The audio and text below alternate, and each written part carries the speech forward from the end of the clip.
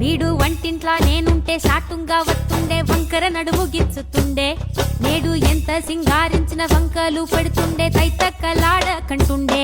కంట నీరన్న పట్టకుండా సంటి బిడ్డలక్క నిన్ను అలుగుతుంట పొదరగయ్యలేదా